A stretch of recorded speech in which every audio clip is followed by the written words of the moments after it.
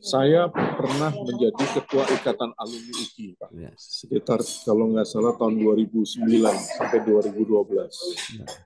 Saya merasakan waktu itu, maaf kata, seperti yang memiliki Indonesia. Kenapa? Oh. Bayangkan sekjen saya itu Rifka Ciptanik, anggota DPR, Oh. ya, Ya. sangat tokoh di PDIP. Ya. Ya. Kemudian bendahara umum saya itu Indrawati Sukadis, itu tokoh Demokrat. Pada waktu itu kan Partai Demokrat lagi Ya. unggul, dan beliau ini teman dekatnya Ibu Ani Yudhoyono. Ibu Ya. Ani kan juga dulu kuliah di UKI juga. Ya. Kemudian pada saat itu saya merasakan, bayangkan ketua DPR-nya alumni UKI, Pak Agung Laksono. Ketua DPD Pak Irman Gusman, alumni UKI. Ketua MPR waktu itu istrinya alumni UKI. Presiden Indonesia istrinya alumni UKI. Jadi saya membayangkan, waduh, ini UKI hebat betul. Semua ada di pemerintah. Dan sekarang memang nggak sebanyak dulu, tapi masih ada Dewan Pertimbangan Presidennya alumni UKI. Kemudian Wakil Ketua MPR alumni UKI, Ahmad Basarah. Dan lain-lain. Bupati juga ada, gubernur juga ada. Jadi saya pikir ada di mana-mana. Dan itu salah satu bukti di saat universitas swasta lainnya lagi menjanjikan bahwa mereka mempersiapkan SDM unggul untuk memimpin bangsa ini, UKI sebenarnya sudah memimpin duluan. Jadi bangsa ini sudah pernah dipimpin oleh alumni-alumni UKI. Universitas di Bandung, Pajajaran, lambang kemajuan, menara atas jalan Parawangan. Pajajaran, menyusi pengerti, saja titik hati nu hakiki. Pajajaran, tempat biar ilmu, ngagayu panemu nusa. Nama saya Bambang Satono di kanal Inspirasi untuk Bangsa. Juga pertama kali lulus IPB sebenarnya sebelum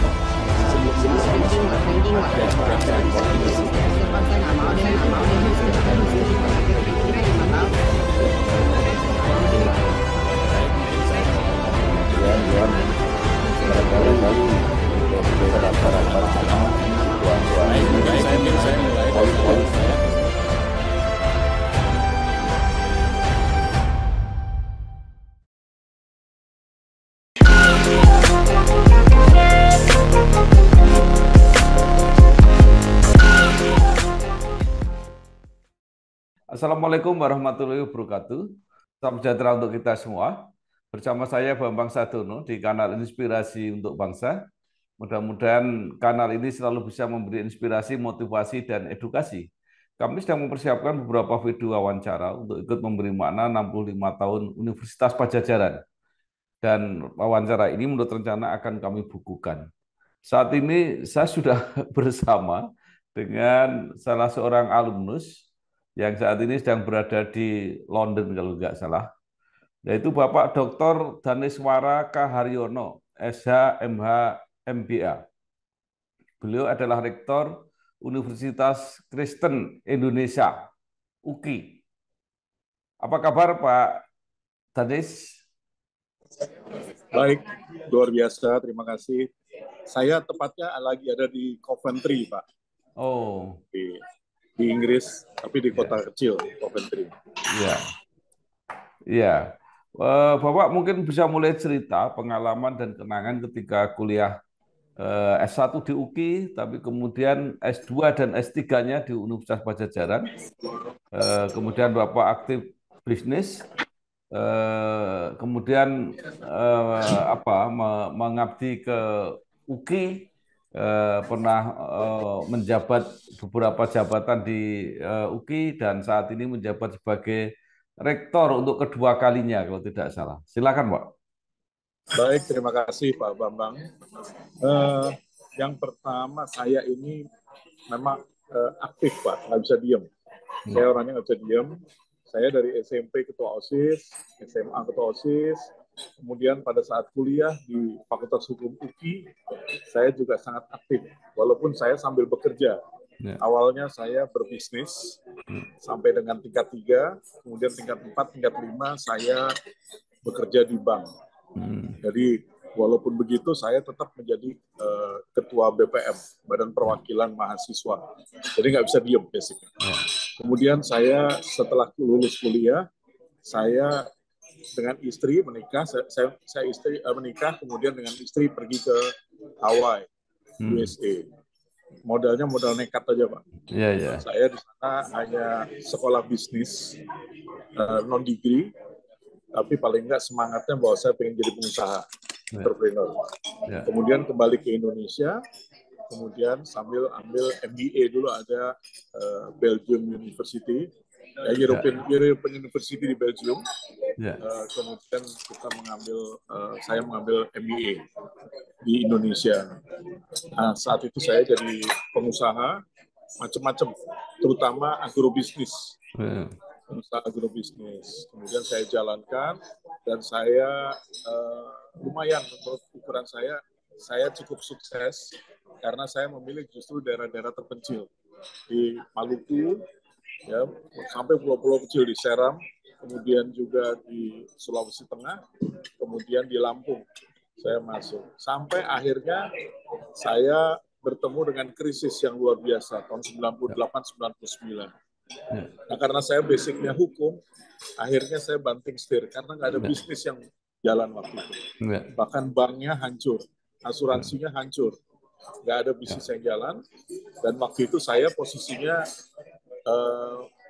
posisi menjadi ketua umum Himpunan Pengusaha Muda Indonesia. Sehingga saya punya tanggung jawab yang begitu banyak, anggota-anggota saya hancur lebur, sehingga saya mendirikan kantor hukum. Kantor hukum, saya ambil izin advokat saat itu juga. Kemudian saya tetap berkiprah di organisasi pengusaha. Selain di HIPMI, saya juga di Himpunan Pengusaha Pribumi Indonesia, HIPI. Kemudian juga di Kadin. Kadin, saya sempat 17 tahun menjadi Ketua Dewan Pertimbangan Kadin Jakarta, dan sekarang saya Wakil Ketua Umum Kadin Indonesia, bidang hukum dan HAM. Jadi dasarnya memang saya nggak bisa diam aja, pengen do something. Ya, makin kemudian belakangan pada saat saya kuliah lagi di Unpad, S2, S3 Unpad, kemudian ada surprise buat saya pada saat saya ujian terbuka, ternyata ada rektor UKI, orang wakil rektornya datang ke ujian terbuka saya, padahal saya nggak ngundang mereka sebenarnya. Dan pada saat itu mereka melamar saya untuk mengajar di UKI. Dan saya mengajar 2008, begitu lulus langsung mengajar. 2010 saya diminta menjadi Kaprodi Magister Hukum UKI. Kemudian 2011 saya jadi Direktur Pasca Sarjana. Kemudian 2013 saya posisinya fokus lagi di dunia bisnis, sehingga saya nggak pegang struktural. Sampai dengan 2017 saya diminta lagi untuk menjadi Wakil Rektor. Dan 2018 menjadi Rektor. Begitu perjalanan hidup saya, Pak Bambang. Dulu pakai parabola, nggak ada RCTI. Sekarang pakai Kavision, lengkap. Sinetron ada. Upin Ipin ada. Dan banyak deh. Spotnya nendang banget. Praktis. Bisa nonton TV, seumur hidup, Lai. Gambarnya jernih. Ini TV zaman now. Saatnya pasang Kavision. Ganti antenamu sekarang. Pokoknya nonton jadi lancar nggak ambiar. Antena TV zaman now, Kavision jawabannya. Kavision on terus. Baik, yang luar biasa, Bapak kuliah S2 dan S3 belum mempertimbangkan akan mengajar. Biasanya yang wajib untuk kuliah S2, S3 itu kan kalau pengajar.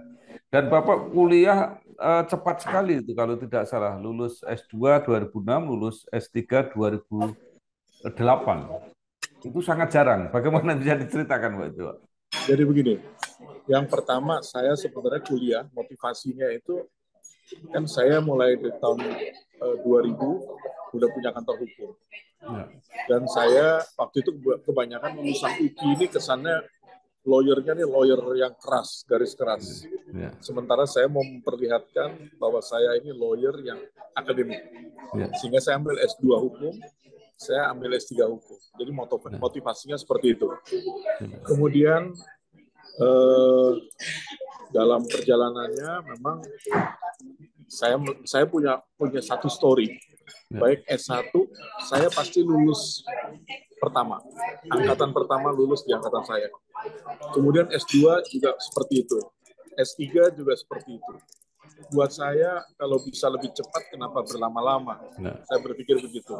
Karena toh, setelah kita kuliah kan nggak pernah kita berhenti untuk sekolah. Nggak pernah berhenti untuk belajar. Sehingga belajar bisa belakangan lah. Jadi saya pikir nggak usah sempurna-sempurna amat. Yang penting saya target selalu yang tercepat. Nah, Bapak kemudian jadi dosen. Kalau jadi dosen masih bisa dikerjakan dengan bisnis mungkin ya. Tapi kemudian menjadi apa ya manajer di kampus, apalagi sebagai rektor, pasti sudah tidak banyak waktu untuk bisnis. Mengapa itu akhirnya dipilih, Pak? Saya kira saya konsisten. Sampai sekarang pun begitu. Walaupun saya jadi rektor, saya masih punya bisnis.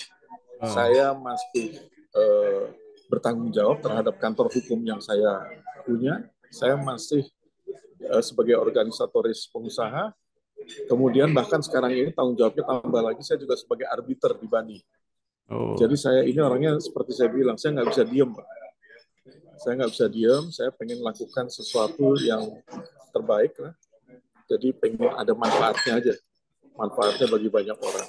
Nah ini semakin menarik, Pak. Bagaimana cara minimal manajemen waktu, juga manajemen perhatian, karena semua pasti menuntut perhatian. Saya mungkin dari kecil, dari muda ya, karena saya ketua OSIS SMP, kemudian SMA juga.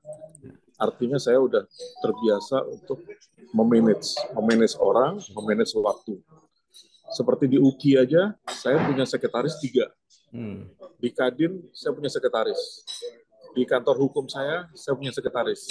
Di bisnis saya punya sekretaris. Jadi yang saya manage adalah para sekretaris ini. Gitu. Jadi mereka yang atur termasuk waktu saya, termasuk juga misalnya berbagi, misalnya kayak sekarang nih rapat Zoom. Itu diatur udah jam sekian ini, jam sekian ini. Gitu, seperti itu, Pak. Sampai sekarang saya masih konsisten berjalan seperti itu. Apalagi dalam dunia akademik kan harus ada kewajiban untuk menulis. Ya, menulis jurnal, menulis buku, menulis monograf, dan sebagainya, itu tetap saya konsisten saya jalankan. Walaupun pasti nggak secepat teman-teman dosen lainnya yang fokus hanya sebagai dosen. Pasti berbeda.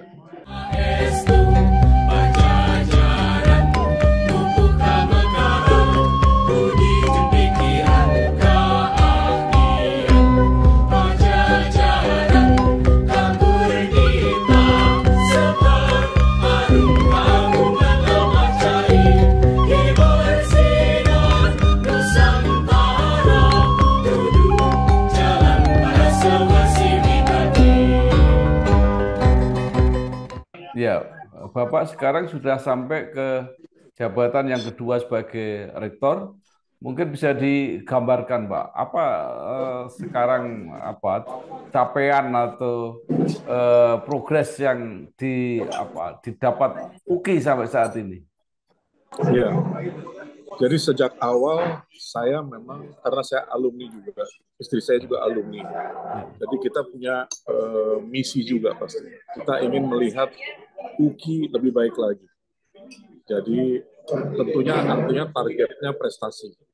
Prestasi ini diperoleh pertama dari peringkat, kedua dari akreditasi. Kemudian ketiga juga prestasi mahasiswa, prestasi dosen, dan pada dasarnya saya lebih banyak bertindak sebagai motivator bagi mereka. Dan yang menjadi contoh adalah diri saya sendiri, saya selalu gitu. Jadi itu yang saya lakukan, dan memang tadinya saya pikir saya hanya satu periode, 2018, 2019, 2020, 2021, dan 2022 berakhir. Tapi kenyataannya 2020 dan 2021 kita kena COVID, pandemi COVID, sehingga terjadi perlambatan. Sehingga akhirnya saya dipercaya untuk periode kedua, dan akhirnya di awal periode kedua ini akreditasi UKI langsung unggul. Dan sekarang kita berusaha memperbaiki semakin banyak lagi ke dalam. Dan di UKI ada 33 program studi.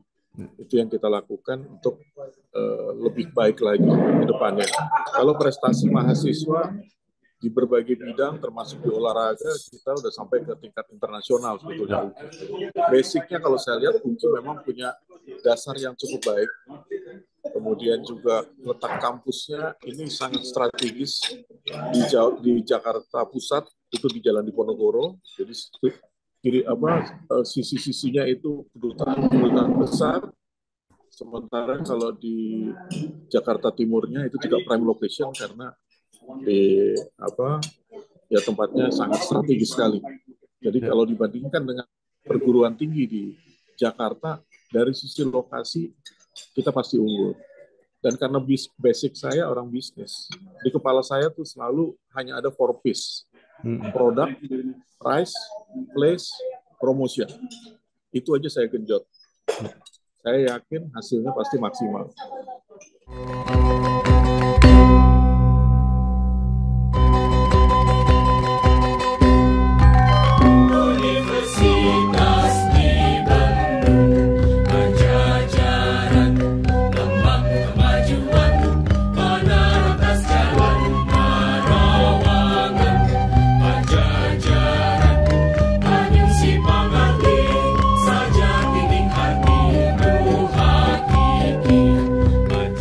Kemudian mungkin bisa lebih didetailkan gitu ya. Jadi mengenai misalnya 33 program studi, berapa fakultas, berapa jumlah mahasiswa, atau mungkin sampai sekarang sudah berapa alumninya dan sebagainya.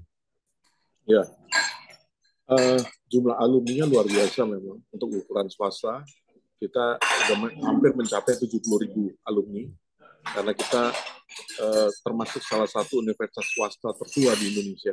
Lahir tahun 1953, bahkan lebih tua daripada Pajajaran sebetulnya. Tahun 53 sudah ada. Yang lebih tua itu adalah Universitas Nasional dan Universitas Islam Indonesia. Artinya memang ini bagian dari desain pendiri negara. Bhinneka Tunggal Ika, ada universitas swasta yang nasional, ada universitas swasta yang Islam, dan akhirnya lahirlah universitas swasta yang Kristen. Bagian dari desain yang dilakukan oleh pendiri negara ini. Kemudian 33 program studi yang ada tentunya ini dilakukan secara bertahap, dan ada juga pasti prodi yang buka tutup, karena memang Pak Presiden itu tahun 2018 hadir di kampus kita memesankan bahwa harus berani tutup prodi yang memang sudah tidak diminati dan berani membuka prodi baru, karena memang kita hidup dalam era perubahan. Nah, pesan ini kita sambut. Kemudian kita juga mendirikan fakultas vokasi dan kita memiliki beberapa prodi vokasi di Universitas Kristen Indonesia. 33 prodi ini ada di 8 fakultas dan 1 program pasca sarjana. Jadi total ada 9 unit yang setaraf dengan fakultas. Jadi untuk S2 dan S3 itu ada di pasca sarjana. Kemudian pada saat saya menjadi rektor itu belum ada prodi doktornya, sehingga akhirnya tahun 2018 saya dilantik, 2019 dapat 1 program doktor pendidikan agama Kristen. Kemudian 2020 kita memperoleh program doktor hukum. Itu. Jadi kalau yang lainnya saya kira ada fakultas kedokteran yang unggulan ya, fakultas hukum, fakultas kedokteran, fakultas Visipol ya, ada hubungan internasional dan ada ilmu komunikasi. Itu termasuk yang unggul di kita.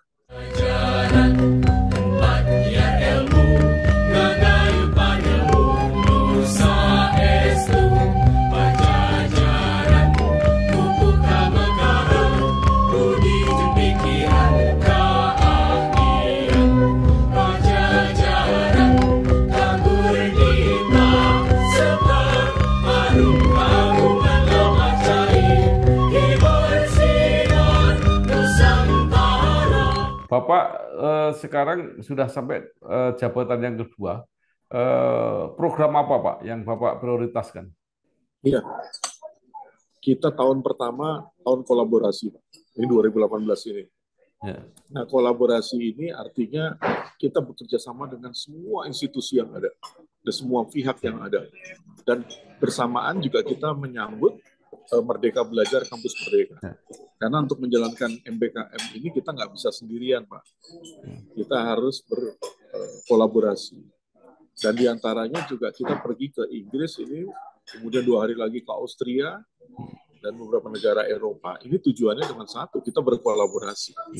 Kita ingin buka dual degree, kita ingin banyak sekali. Dan pertukaran mahasiswa antar negara sudah kita lakukan, pertukaran mahasiswa antar pulau juga kita lakukan. Jadi memang tujuannya tahun ini kolaborasi. Tahun 2023 kita tahun inovatif. Ya, kita akan berinovasi. Kita akan berpikir di luar daripada biasanya. Kita bikin terobosan-terobosan, kita bikin surprise-surprise, bukan hanya bagi UKI, tapi juga bagi negara kita. Nah, itu targetnya. Kemudian, 2024, kita mulai tahun prestise.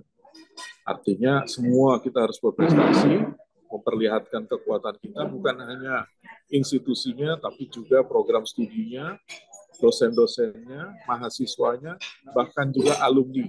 Ya. Alumni kita akan dorong semua untuk berprestasi di luar sana. Perguruan tinggi ujung akhirnya memang pada alumni yang dihasilkan. Sampai saat ini seperti apa Pak performa alumni UKI di masyarakat? Ya. Saya pernah menjadi ketua Ikatan Alumni UKI, Pak. Ya. Sekitar kalau nggak salah tahun 2009 sampai 2012. Ya. Saya merasakan waktu itu, maaf kata, seperti yang memiliki Indonesia. Kenapa? Bayangkan sekjen saya itu Ripka Ciptani, anggota DPR, ya, sangat tokoh di PDIP. Ya. Kemudian bendahara umum saya itu Indrawati Sukadis, itu tokoh Demokrat. Pada waktu itu kan Partai Demokrat lagi unggul, dan beliau ini teman dekatnya Ibu Ani Yudhoyono. Ibu Ani kan juga dulu kuliah di UKI juga. Kemudian pada saat itu saya merasakan, bayangkan ketua DPR-nya alumni UKI, Pak Agung Laksono, ketua DPD Pak Irman Gusman, alumni UKI, ketua MPR waktu itu istrinya alumni UKI, Presiden Indonesia istrinya alumni UKI. Jadi saya membayangkan, waduh, ini UKI hebat betul, semua ada di pemerintahan. Dan sekarang memang nggak sebanyak dulu, tapi masih ada Dewan Pertimbangan Presidennya alumni UKI. Kemudian Wakil Ketua MPR alumni UKI, Ahmad Basarah. Dan lain-lain. Bupati juga ada, Gubernur juga ada. Jadi saya pikir ada di mana-mana. Dan itu salah satu bukti di saat universitas swasta lainnya lagi menjanjikan bahwa mereka mempersiapkan SDM unggul untuk memimpin bangsa ini, UKI sebenarnya sudah memimpin duluan. Jadi bangsa ini sudah pernah dipimpin oleh alumni-alumni UKI. Begitu. Dan memang ya tentunya ada sempat memang image UKI yang kurang baik. Tapi sebenarnya semua kita perbaiki bahwa sebenarnya image UKI yang sesungguhnya adalah yang seperti saat ini. Bahwa kita mampu juga unggul, kita juga mampu masuk peringkat di bawah 100 besar, dan ini kita buktikan semua. Pagi ini kita akan launching SKJ karena kebugaran masyarakat juga sangat ditentukan oleh kebugaran dari para siswa di sekolah-sekolah. Anak-anakku semua tentu berperan untuk membugarkan masyarakat. Saya mau launching SKJ.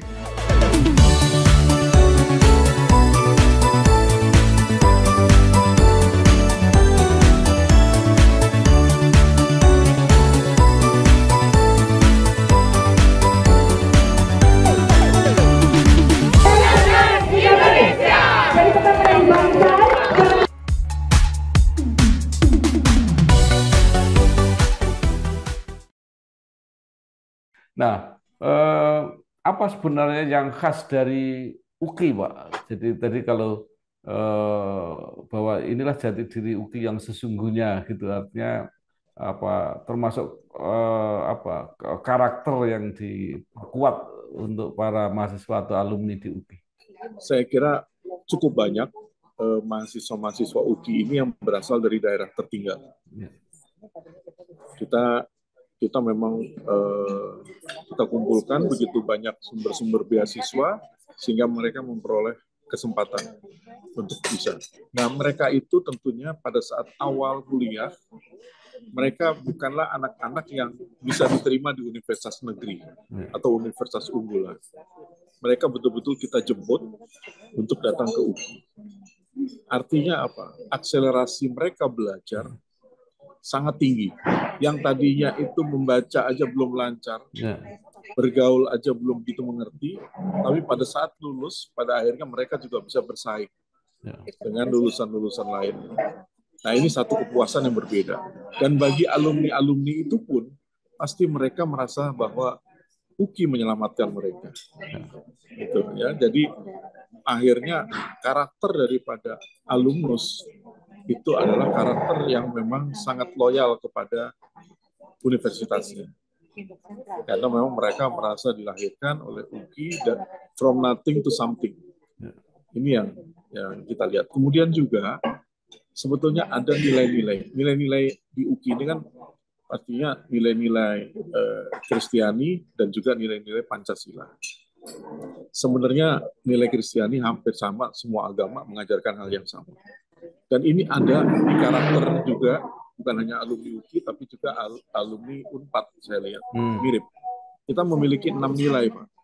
Dan ini diharapkan semua alumni UKI memiliki 6 nilai ini.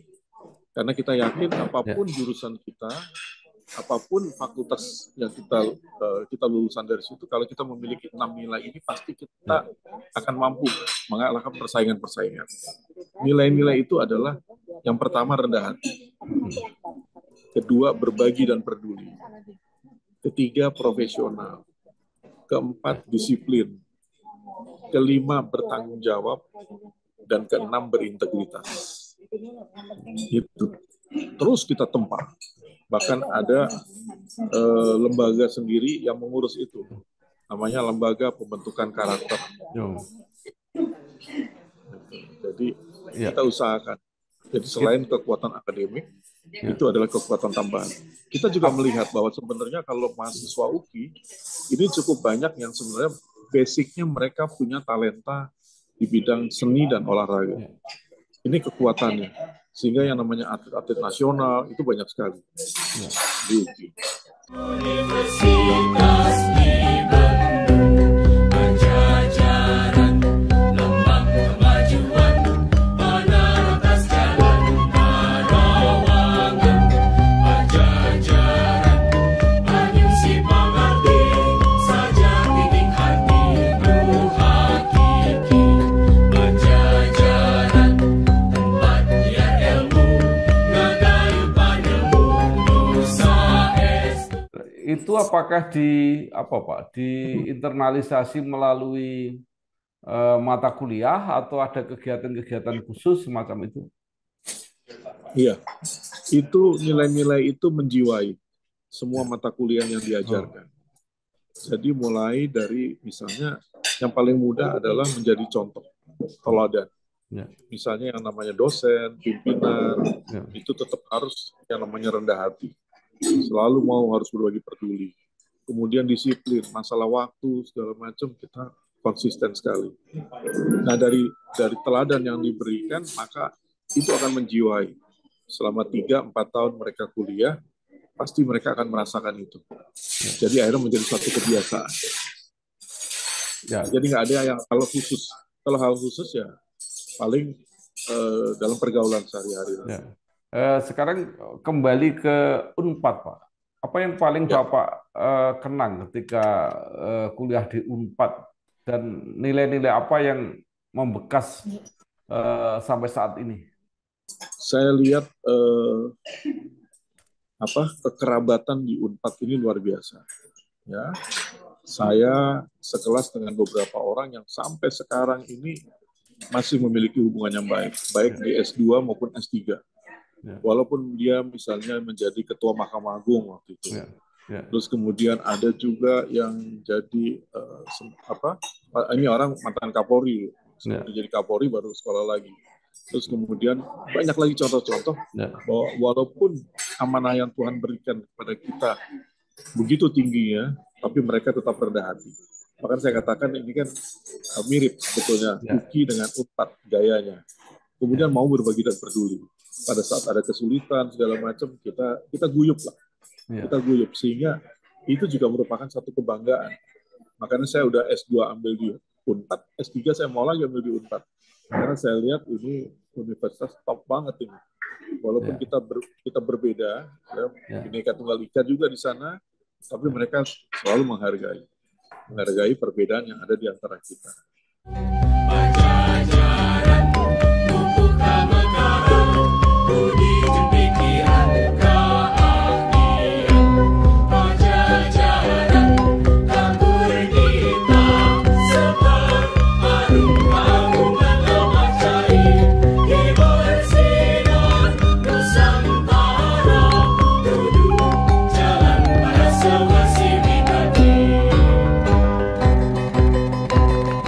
Setelah lama Bapak berkarir, setelah meninggalkan kampus dengan berbagai dinamika, pengalaman, dan tantangan, apa yang bisa Bapak sarankan, baik untuk institusi maupun untuk para mahasiswa yang sekarang masih belajar di sana?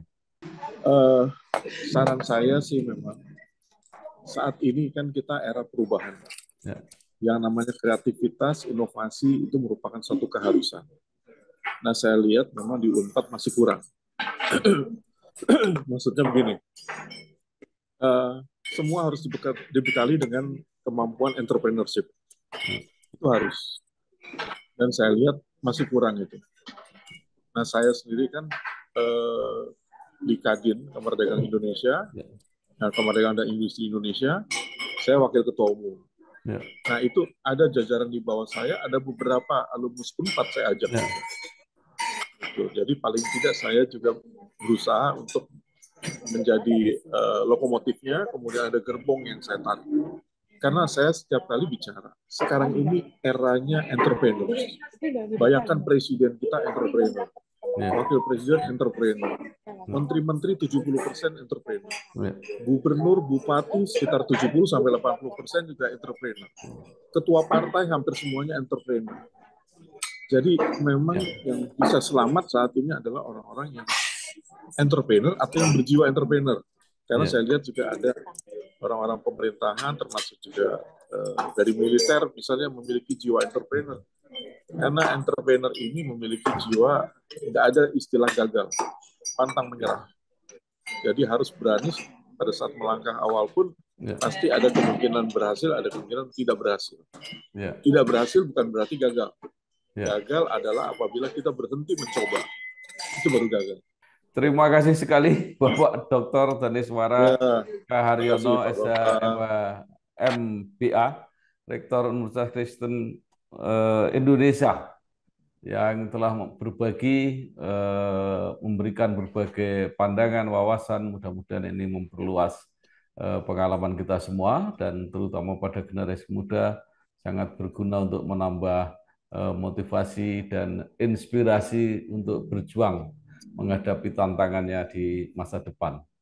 Sekali lagi terima kasih, Pak. Ya, baik, terima kasih Pak Bambang. Sukses terus, salam sehat. Selamat bekerja. Wassalamualaikum warahmatullahi wabarakatuh.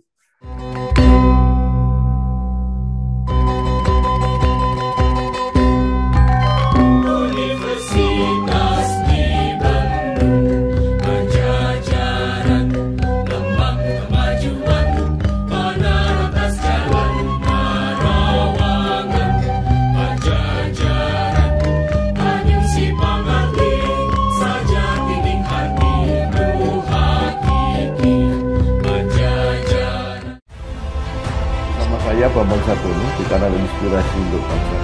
Juga pertama kali lulus IPB sebenarnya sebelum dan